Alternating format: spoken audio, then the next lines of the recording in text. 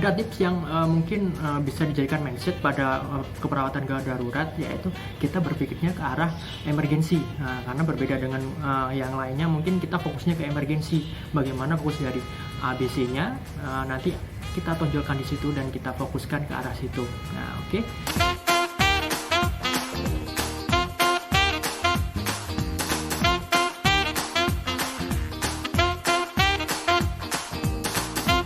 Assalamualaikum wabarakatuh. Salam kenal, sahabat kompeten. Hari ini bertemu lagi dengan saya. Perkenalkan ya, nama saya Denny Prastianto.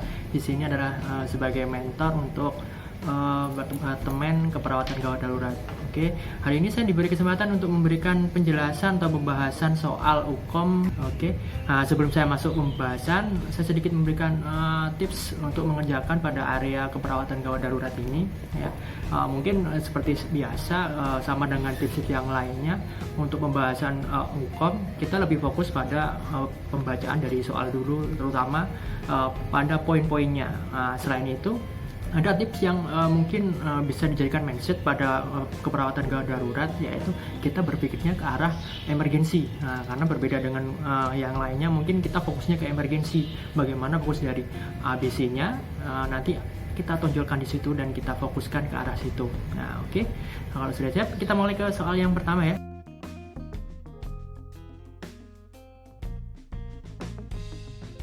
Baik, di sini soal yang pertama adalah soal nomor 145.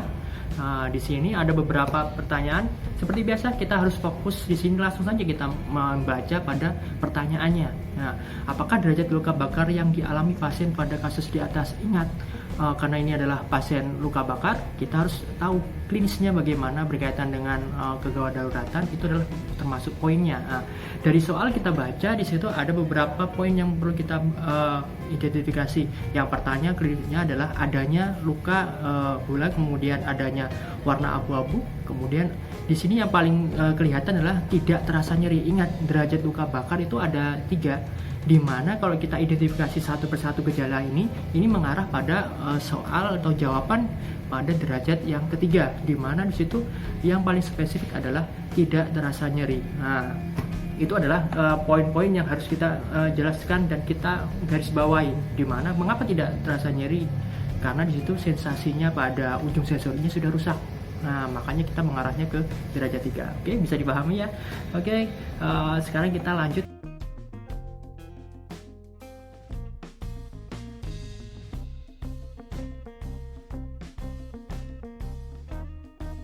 Nah, kembali lagi, mindset kita harus mengarah ke emergensi. Nah, di sini langsung saja kita untuk menghemat waktu, karena mungkin soalnya banyak ya. Kita lihat pada untuk pertanyaannya, apakah tindakan segera yang diberikan pada kasus tersebut? Oke, di sini kita lihat ada kasus di mana pada pasien ini tanda-tanda yang klinis yang bisa kita lihat adalah, yang pertama adalah terjadi adanya sumbatan jalan nafas. Nah, ingat itu ada di ABC-nya jelas. Kemudian ada vena jugularis yang distensi. Nah, kemudian posisi trakeanya juga akan bergeser di situ otomatis. Nah, di sini kita harus lihat apa sih permasalahannya. Fokus ke gawat daruratan. Di sini adanya bunyi nafas, di mana kita curiga bahwa nanti ada tensi pneumorak. Ingat, tensi pneumorak ketika kita tidak lakukan segera tindakan akan berakibat fatal pada ARV dan breathing-nya. Nah, di sini tindakan yang harus segera kita lakukan, kita lihat pilihannya. Yang pertama, dekompresi hematoraks. Nah, di sini dekompresi hematoraks adalah suatu penanganan menggunakan needle tracheostomy. Kita nanti memberikan tusukan pada daerah interkosta, di mana nanti ukuran jarumnya bisa 14 sampai 16. Nah, ini adalah tindakan yang tepat sebenarnya pada kasus tension pneumotorak. Nah, sehingga di sini ketika kita memberikan jalan penusukan pada dekompresi pada hemitorak ini akan memberikan jalan pada pernapasan, terutama paru-paru, untuk dia bisa berkembang kembali untuk melakukan ventilasi. Mengapa seperti itu? Pada kasus tension pneumotorak, udara itu bisa masuk tapi tidak bisa keluar. Nah, itulah kasus yang harus kita pahami pada daerah ini. Oke, jadi jawabannya yang dekompresi hemitorak ya. Oke, bisa dipahami ya. Baik, selanjutnya kita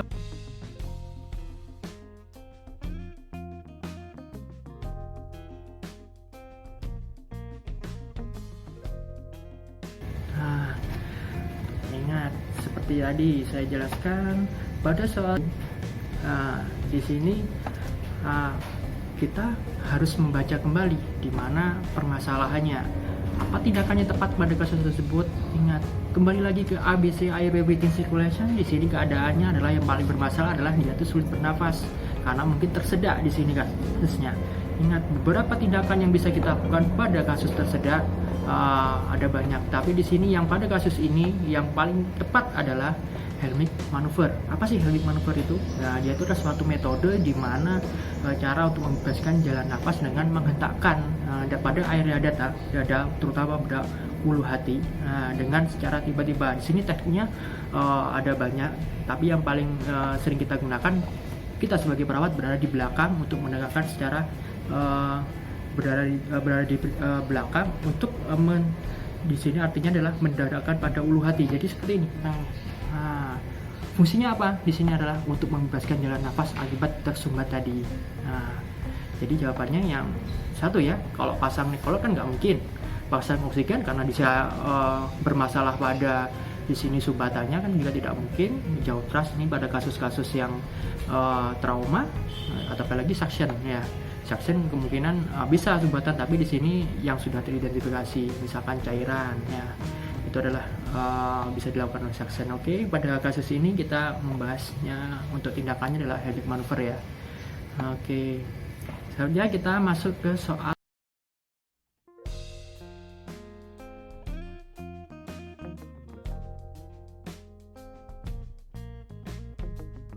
kita akan belajar tentang triase. Kita lihat beberapa warna, mungkin teman-teman sudah pernah belajar tentang triase. Kita fokus saja pada pertanyaannya, apakah warna kode yang harus dipasang oleh perawat pada kasus tersebut. Di sini kasus ini menceritakan bahwa ada seorang korban yang mengalami fraktur femur sinistra. Di sini kita harus melihat apa sih warna-warna di triase. Triase kan ada warnanya, ada merah, kuning, kemudian ada hijau, ada hitam. Itu yang biasanya kita gunakan di Indonesia.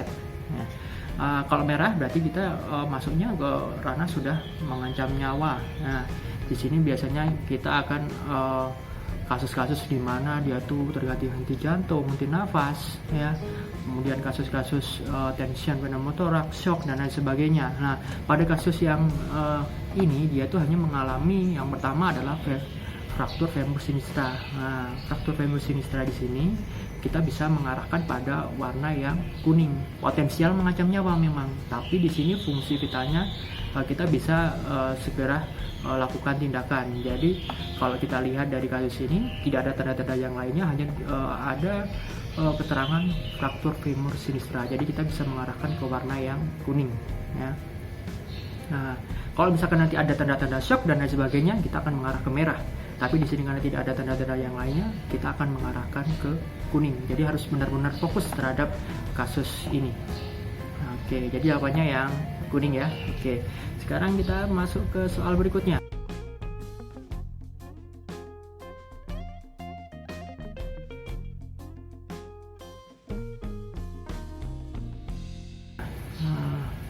Soal berikutnya di sini. Pada soal di sini, kita akan belajar bagaimana cara pemberian cairan terhadap pasien. Di sini jelas soalnya berapa cairan yang diberikan dalam 24 jam pertama. Ingat, kita lihat di sini kasusnya adalah seperti kasus yang pertama tadi kita bahas, yaitu berkaitan dengan luka bakar ya. Di sini luka bakar kita sudah ada roll of 9-nya, jadi di sini sudah ada keterangannya 36%. Ingat, rumus dari pemberian cairan pada luka bakar kita bisa menggunakan rumus formula Baxter. Di sini ada kebutuhan dalam 24 jam kita bisa mendapatkan 4 cc kali kilogram berat badan kali persentase dalam luas luka bakar. Ingat, di sini sebenarnya sudah ada datanya semua. Jadi kata kuncinya di sini adalah 36%. Kemudian di situ ada berat badan sudah diketahui, tinggal kita masukkan saja. Kalau kita hitung 4 cc kali 60, kemudian kali 36%, ketemunya 8.640 cc yang kita berikan. Karena di sini pertanyaannya, ingat garis bawahi 24 jam. Berarti kalau 24 jam kita akan berikan 8.640 cc. Tetapi misalkan nanti ada pertanyaan, cairan diberikan 8 jam pertama, berarti kita akan berikan setengahnya dari 8.640 tadi, yaitu sekitar 430. Karena di sini per 24 jam, kita jawabannya yang nomor 4 ya, 8640 cc. Oke. Nah, itu adalah untuk penghitungan kebutuhan cairan pada kasus luka bakar. Oke, sekarang kita next ke soal berikutnya.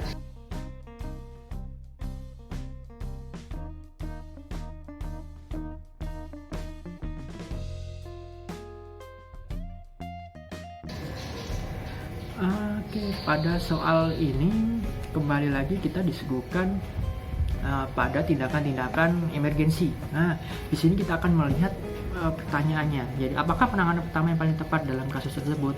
Oke, mindset kita kembali lagi di sini, yaitu tanda-tanda klinis. Nah, selain airway breathing circulation, kita lihat tanda-tanda klinisnya. Nah, di sini kata yang paling kita soroti adalah berkaitan dengan tanda-tanda vital. Nah, selain itu ada yang harus kita lihat di sini, yaitu adalah glukosa plasma 60 mg. Nah, di sini tanda-tanda ini akan mendukung antara lain adalah cyanosis, akral dingin. Ya, ini kalau misalkan kita di negara darurat ini sudah masuk ke kriteria yang merah. Nah, ketika pada kasus ini kita melihat poinnya ada di mana, mengapa kok bisa terjadi kasus seperti ini, yaitu kita lihat di gula darahnya yaitu 60 mg. Nah, diketahui bahwa kasus-kasus seperti ini sudah mengarah ke hipoglikemi. Nah, dengarnya adalah di bawah 63. Ya, pada kasus di sini kita akan fokus yaitu pemberian apa? Nah, kita lihat pemilihannya. Yang pertama adalah memberikan resusitasi cairan NaCl 0,9%. Oke, mungkin bisa, tapi ini apabila dia mengalami shock hipovolemik. Nah, tapi yang lainnya mungkin pemberian insulin sesuai indikasi. Wah, kita lihat di sini plasmanya aja sudah 60. Gak mungkin kan kita akan memberikan insulin kembali. Kemudian pemberian oksigen tambahan. Oke, mungkin bisa disertakan juga, tapi kita lebih ke prioritasnya karena kita melihat 60 mg. Nah, ini kita melihatnya ke nomor 5, yaitu pemberian D40%. Oke. D40% ini biasanya diberikan sebanyak 50 ml atau dua flakon ya. Biasanya satu flakonnya itu isinya 25 ml. Jadi penanganan pertamanya kita harus berikan D40% untuk meningkatkan gula darah ini. Nah, itu adalah fokus penanganannya. Oke, jadi jawabannya yang 5 ya. Oke, sekarang kita masuk ke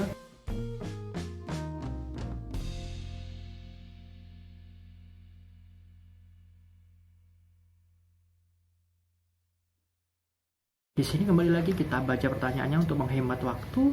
Nah, apakah tindakan sebaiknya dilakukan sebagai seorang perawat yang profesional? Wah, ini berbicara profesional ya. Baik, di sini ada kasus, kita disebutkan kasus di mana ada suatu dilema ya. Kalau saya mengatakan suatu dilema karena di sini keluarga pasrah sudah dengan keadaan pasien ya, apalagi mengalami harapan sembuhnya itu tidak ada. Sebenarnya dia mengarah ke paliatif. Nah, di sini karena kita dikatakan tadi profesional, dan ingat seorang perawat itu adalah fokusnya adalah kemana? Ke kebutuhan dasar manusia. Jadi kalau kita lihat beberapa item-itemnya yang pemilihannya di sini, kita harus fokus ke kebutuhan dasar manusia. Ada di mana sih poin-poin itu?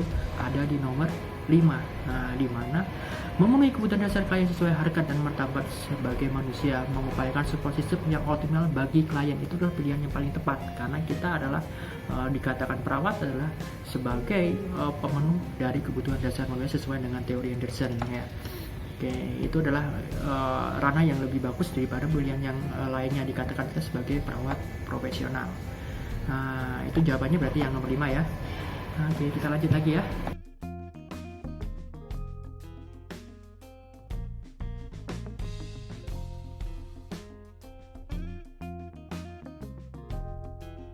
Bisa dilihat sahabat, nah di sini banyak sekali keterangannya, tapi kita fokus lagi ke pertanyaannya. Apakah yang Anda lakukan untuk memastikan pasien henti jantung? Nah, ingat, henti jantung kita fokus bagi teman-teman yang sudah ikut pelatihan BTCLS atau BLS mungkin sudah tahu. Ketika kita ada kasus di mana pasien itu henti jantung, kita prioritas pada sirkulasinya. Nah, sirkulasi di sini kita harus melihat apa? Nadi yang jelas. Nah, kita mengarah ke nadi yang mana? Nah, ingat, nadi yang paling dekat dengan jantung itulah nadi yang harus kita tuju yang pertama, yaitu di mana? Di arteri karotis ya nadinya. Oke. Jadi di sini ada pilihan gimana panggil nama pasien. Ini sudah jelas ya, pasiennya sudah mengeluh, kemudian pasiennya tiba-tiba henti nafas, henti jantung, pasti sudah tidak ada sadar. Kemudian cek pulsasi nadi karotis. Nah, ini yang benar. Kemudian ada cek nadi radialis. Kenapa kok tidak nadi radialis? Nah, kita lihat, kita cari nadi yang terdekat dari jantung. Dan itu ada di nadi karotis. Oke. Jadi jawabannya yang nomor 2 ya. Baru nanti setelah itu tahapan-tahapan berikutnya. Oke, RCP dan lain sebagainya. Nah, ini adalah tindakan yang pertama kita lakukan. Oke, sekarang kita masuk ke soal berikutnya.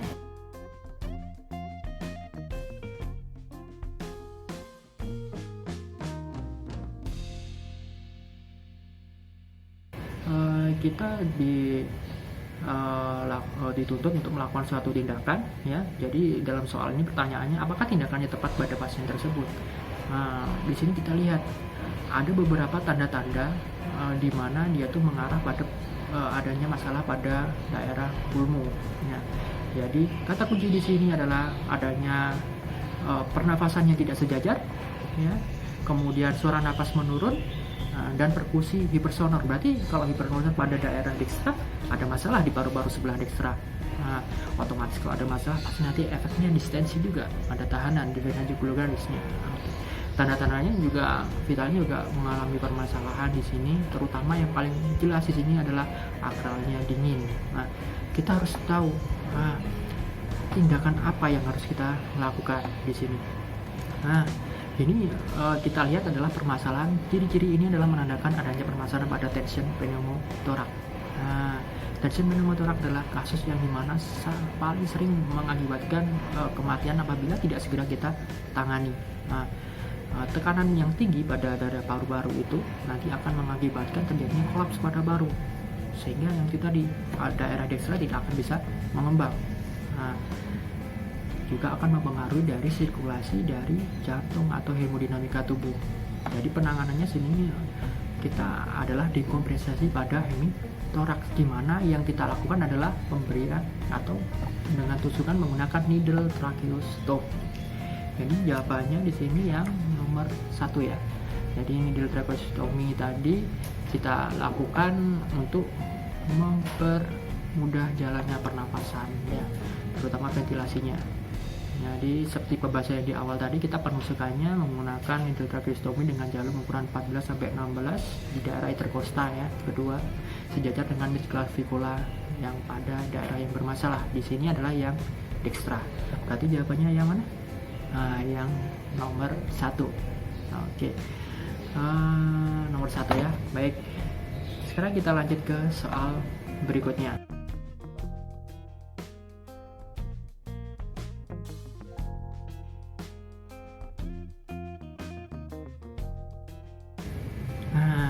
Ini banyak kan, dari kasus ini jelas gambaran pasiennya sangat jelas sekali, dan di sini kita disuruh untuk menganalisis, menginterpretasi dari bat gas arterinya atau BGA ya. Di sini biasanya yang kita soroti di sini yang pertama adalah pH, yang kedua adalah PaCO2, kemudian yang ketiga adalah HCO3. Kalau misalkan ada base excess atau BE, kita juga bisa soroti di situ kalau kita ingin menentukan bahwa dia itu adalah asidosis atau alkalosis. Nah, di sini sudah masuk kegawatan pada kasus emergensi, karena apabila kita tidak segera menangani, pasien juga akan mengalami permasalahan, terutama berkaitan dengan sirkulasi dan kebutuhan dari hemodinamika dan metabolisme dalam tubuh. Baik, kita bahas saja ya. Kita lihat di sini kata kuncinya adalah pH. Ketika kita melihat data BGA, kita lihat dulu pH-nya bagaimana. Ingat, pH di sini adalah 7,15, normalnya adalah 735 sampai 745. Kalau lebih banyak 735 berarti kita sudah mengarahnya, yang pertama kata kuncinya adalah asidosis. Oke. Kalau sudah asidosis, kita melihatnya dari mana lagi? Nah, kita lihat dari PaCO2-nya. Pada kasus di sini, asidosis ini dia itu normalnya pada kasus ini, karena dia itu mengatakan 45, normalnya adalah 35 sampai 45.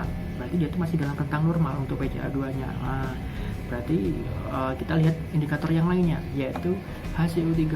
Nah, di sini dikatakan 20 nilainya ya.